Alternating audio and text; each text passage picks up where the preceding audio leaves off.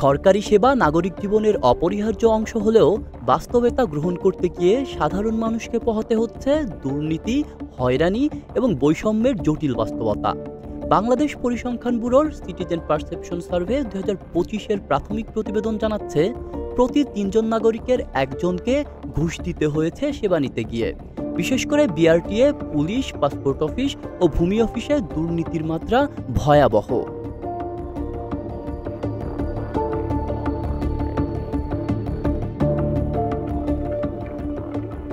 এই দুর্নীতির চেয়ে কম নয় মত প্রকাশের প্রতিবন্ধকতা। জরিপ অনুযায়ী মাত্র ২৭% নাগরিক বিশ্বাস করেন যে তারা স্বাধীনভাবে সরকারের সমালোচনা করতে পারেন।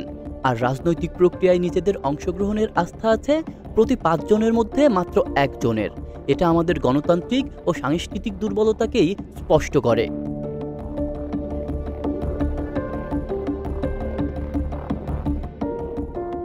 তবে এই চিত্রের সবটুকুই অন্ধকার নয়।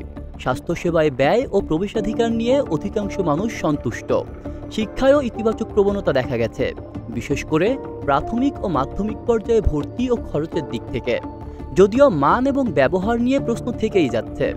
আইনগত সহায়তার ক্ষেত্রেও দেখা গেছে অনেকেই কোনো না কোনোভাবে বিচার প্রক্রিয়ায় প্রবেশ করতে পেরেছেন, যদিও তা ছিল বেশিরভাগ ক্ষেত্রে অনানুষ্ঠানিক।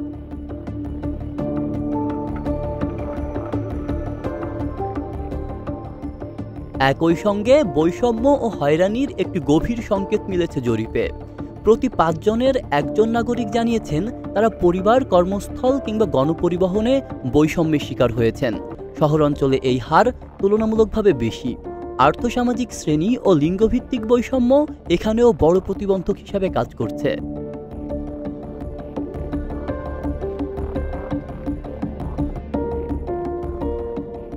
এই জরিপ আমাদের সামনে একটি দ্বিমুখী বাস্তবতা হাজির করে।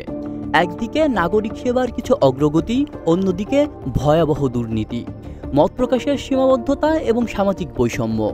ভবিষ্যতের বাংলাদেশকে যদি মানবিক, স্বচ্ছ এবং সমান সুযোগের দেশ হিসেবে গড়ে তুলতে হয়, তবে এখনই প্রয়োজন নীতি নির্ধারকদের আন্তরিকতা, জবাবদিহিতা এবং কার্যকর পরিবর্তনের অঙ্গীকার।